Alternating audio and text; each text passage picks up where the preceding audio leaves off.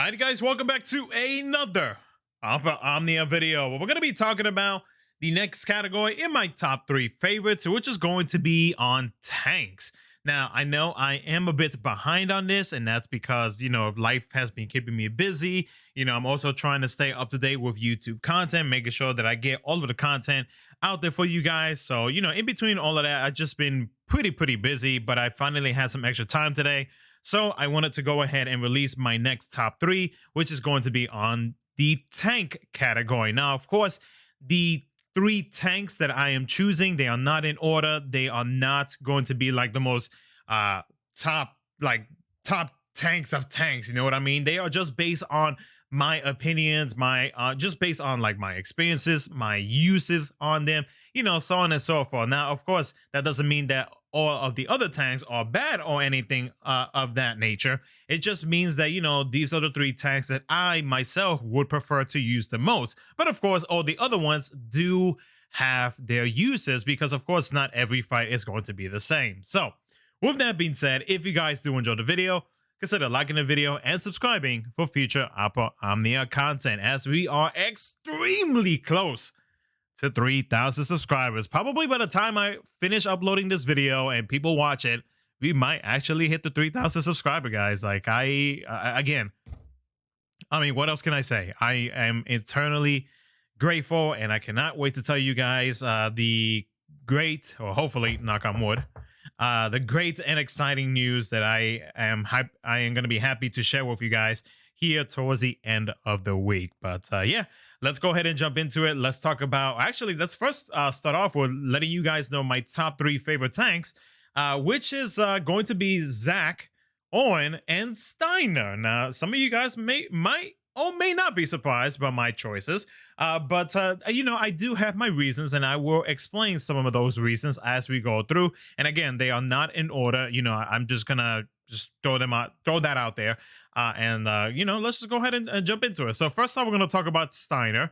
And with Steiner, though, after he got his crystal level 90, his rework, and his LD weapon, which is the creme de la creme, is what really made me appreciate Steiner as a character so much more. Because I really liked Steiner as a character before because of like the debuffs that he inflicted, the good battery that he provided, but like his LD weapon and his ability and the buff that he provides, which is a party ore buff, it's actually pretty nasty in my opinion because of a couple things. So the buff that he grants himself, called Old Man, I'm With You, grants the party a 20% HP damage up, a 20% brave gain up, and that includes the LD extension percentage as well, a 200% defense up, and that also includes the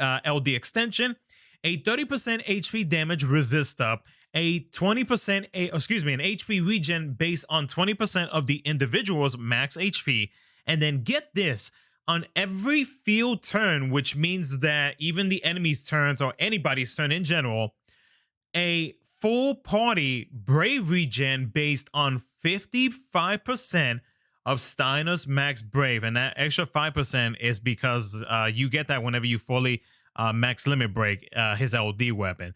So basically, that whole full party brave regen and how that works. So if you've ever played with Krau's EX ability, that's basically how it works. So every time that it's somebody's turn, her EX effect will kick off. The overhead that pops up above her and the battery that you get out of it. That's pretty much how Steiner's works, except that his buff does not go down or anything like that. So it's like the complete opposite of Krau in terms of like how long this effect actually lasts. Because for Steiner, it's in term of a buff, but for Krau, it's in term of an overhead that expires after 5 actions, 5 total field actions. Except for Steiner, it's not. So just think about it. Aside from the amount of damage resistance, HP damage resist, the amount of defense increase you get, and then you have on top of that insane battery at any moment in time that anybody is acting, that's nuts. That's really, really good. And it really helps out those who struggle to try who struggle to get any type of like brave recovery, who struggle to get like just any type of brave in general, and who need it to try to cap out right now in the JP side, which I know, some there might be a few players that might say, well, like, there's people, there's player, excuse me, the people, there are units where, you barely need any brave because of the amount of HP damage up and everything like that. I mean, and that may or may not be true, because like depending on team comms is really on how much HP damage that you are going to, or HP damage up that you are going to be getting. So you still technically need that good amount of battery or brave recovery or brave gain to get all of those yummy, yummy, delicious big numbers, right? So having that big, strong battery from Steiner really comes in handy, especially for those type of characters who need that extra little bit of boost in terms of damage and whatnot. So that's why he has become one of my top 3 characters as a tank so far in DFFOO. Next up is going to be On. Now, On is actually going to be coming very, very soon. Not very soon, but close enough, somewhat, in Global. So he's going to be coming out in December of this year, or at the end of this year, for Global. Now, this is a tank that Global players, you should not avoid, in my opinion. But again, this is, of course, based on your own gameplay, your own game style, so on and so forth. But I'm going to talk about him because like he's actually a very solid tank. So with On becomes a solid tank for a few reasons, because like he has his tanking what's the right word? His tanking, I guess, like capabilities, I guess we can use that, is similar to Gladio, except that the only one of the big differences is that like On does take brave and HP damage, but it is reduced by a good amount. And except that with Gladio, with his LD ability, even though it is short, you do not take any HP or brave damage as long as that short buff is active. But with On, it's a different story, because even though it is reduced by a good amount, the 2 buffs that you get out of it is reducing the amount of brave and HP damage by a very good amount. Now, with that, he does also have some counters as well. His LD ability does have that defense ignoring, which, if you've been around for a good while, that defense ignoring is very powerful and should not be ignored in any character's kit. So with the debuffs that he inflicts melee resist down, so you have another way to inflict that debuff, so that will make it so that On will deal weakness damage, which will be a big plus for On.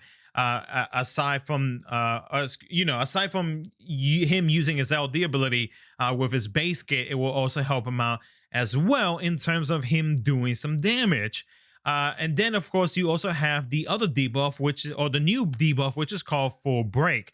Now, Full Break is a brave damage down by 30%, HP damage down by 30%, HP damage resist down by 20%, and a melee brave damage resist down by 30%. So basically, for the enemy, you got that, and then whenever they try to attack you, they are getting affected by that. Or it might be the other way around. Sorry, it's already been a long day, so forgive me if I get that wrong. So yeah, you got those 2 debuffs on, and then the buffs that he grants to himself. Time to change the story. Brave damage resist up 80%.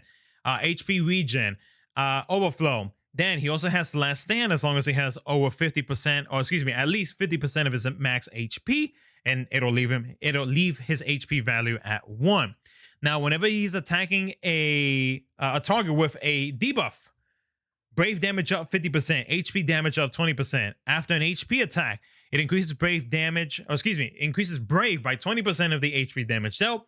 And when receiving a brave attack or an HP attack, he triggers the counter.